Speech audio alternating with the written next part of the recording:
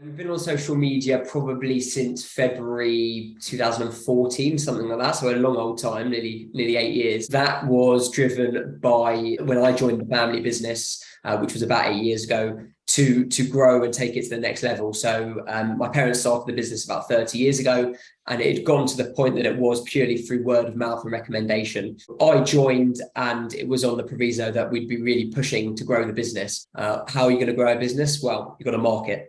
And I saw there as a massive opportunity, a lot of low-hanging fruit to be able to market and advertise, to be able to really take it to the next level. Purely with Instagram, and it was just still photos. So we had a photographer that we were using back in the day that he did the odd photo shoot, and I'd take that and I would repurpose it for Instagram, write a caption, and that was that. But things have obviously moved on quite a bit since then. We take a very omni-channel approach. We want to be top of mind for the customer wherever they're spending their time. There was a study that was done years ago. It's a famous study that's touted in marketing degrees all over the country, but effectively a customer needs 7 touch points on average with your brand before they decide to engage and make a purchase. So we are on YouTube. So we put a YouTube video out every week. We put an Instagram TV out every single week. We do 7 TikToks a week, 7 Instagram Reels a week, feed posts every single day, stories every single day on Instagram. And then that's also posted on Facebook as well as maintaining our Houzz profile. So every time we do a new project that gets on Houzz. We are investing in TikTok now because I have a theory that in the next 2 to 5 years, the platform will age up like every platform does. And at that point, we will have more of our potential customers on the platform, and we will be a big name on that platform, and people will come to us as a result. Facebook, when it started, was for college kids, right? 18-year-olds, 20-year-olds. And now I think the average age of a Facebook user is 55 plus. My grandma's on Facebook. Every grandma that I know is on Facebook, and that's where they spend the majority of their time. On the brand awareness side, it's TikTok, because you can't buy that sort of reach. So, on TikTok, we've got 425,000 followers. One of our videos has done 25 million views. I mean, if I was to be paying for that on Instagram, we'd be spending in the millions. But in terms of a pure conversion metric, then Instagram is definitely the best channel for us. And that is a mixture of the paid side and the organic side. We're getting 14, 15 qualified leads a week. When I started, it was maybe 1, if we were lucky, a week, and it wasn't predictable. There was no rhyme or reason to it because it was recommendations of word of mouth. We weren't in control of it.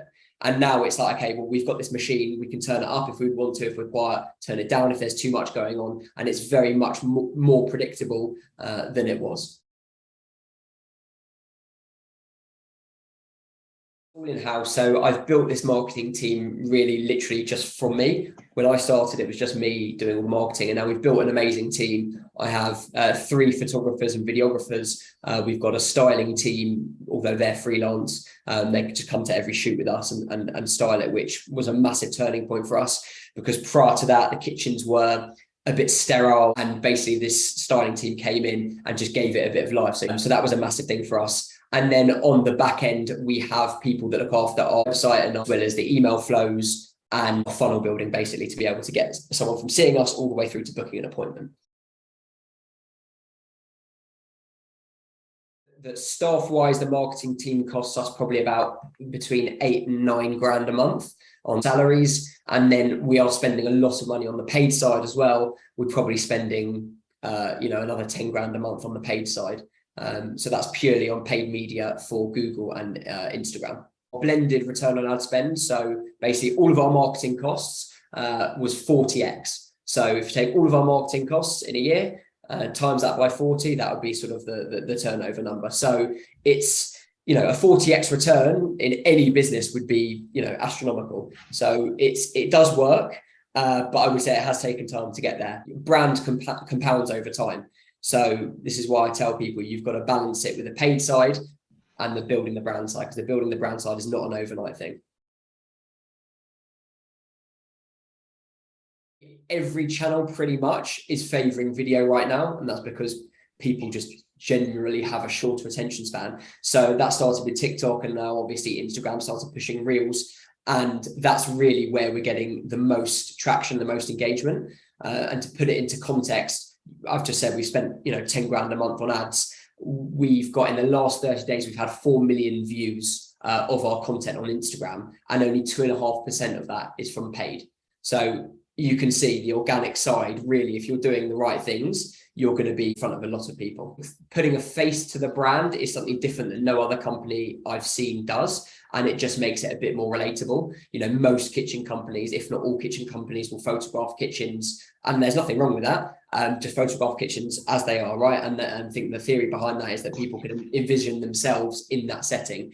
But with the videos, we wanted to take that a step further and really show that off in a personal way. And there is someone behind this. That's the first thing. Second thing is basically being on the platform and using the platform. We're not just chucking up videos and just hoping it works. We learn from our lessons. We put something up, we see whether it's working, whether it's not working, what the engagement's like, are people commenting, what do people want to see more of? We're reading all the comments, or most of the comments, because some videos have had 10,000 comments. It's impossible for me to read all of them, and really being guided by what the audience wants to see, and whether they've got any feedback for us. The walkthroughs really came from the fact that I wanted to start posting on YouTube. I saw a guy's YouTube channel. His name's Enes Yilmazar. He does really, really high-end property tours. And I saw those YouTube videos. I thought, that's really, really cool. We're photographing the kitchens. Why don't we get these videos while we're there? So that's sort of the inspiration I took. We started doing the walkthroughs. They were sort of 5-7 minute videos. And then all of a sudden, TikTok started to take off and we needed a short form video. So I said, well, we can just take this and speed it up, and all of a sudden we've got a TikTok. So that's where it started, and then from there we started to point out the features, and then we saw someone in another industry doing like a CAD model drop, and I thought that would work for our business, and we tried that. And so when I say the advice is spend time on the platform, that is what we need to do. You need to be able to understand how people are using it, what creative people are doing, and the more time you spend on it, the more your ideas will go off in your head and go, oh, we could do that, we could try that, and that might work for us. That the first thing is to make sure that you're balancing the paid side and the what I call brand building side. So you want to have a solid paid strategy, whether that's on Google or on Instagram, whatever it is, and make sure that you understand how much it costs you to acquire that customer, how much you can afford to spend on that, so that you have sort of a reliable flow of leads coming in. And then on the other side, that will free you up to be able to afford to build the brand over the long term. Put it into context, it took me 6 years to get from 0 to 50,000 followers on Instagram. It's taken me 6 months to get from 50 to 110,000. So it really does compound quickly, and you just got to be doing more of the right things consistently over time, and it will pay off.